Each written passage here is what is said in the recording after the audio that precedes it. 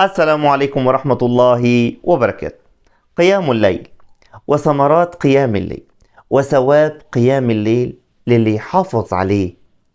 أكيد الدنيا مشاغل، بس مش هيضرك حاجة لو انت قمت من النوم، توضيت وصليت ركعتين. أظن شيء بسيط خالص. هتشوف ايه الفضائل، هتشوف ازاي حياتك هتتغير للأفضل إن شاء الله.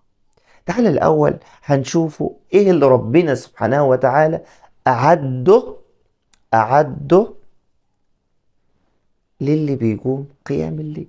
تعال، بسم الله الرحمن الرحيم.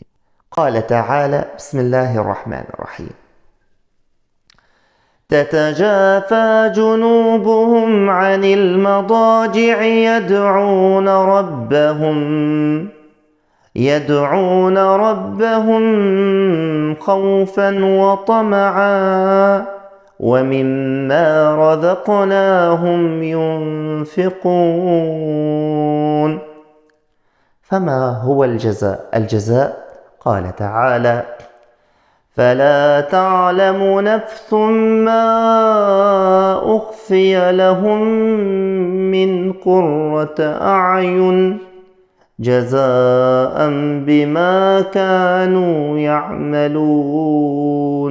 صدق الله العظيم. فلا تعلم نفس ما أخفي لهم من قرة أعين جزاء بما كانوا يعملون. هذا هو الجزاء من رب.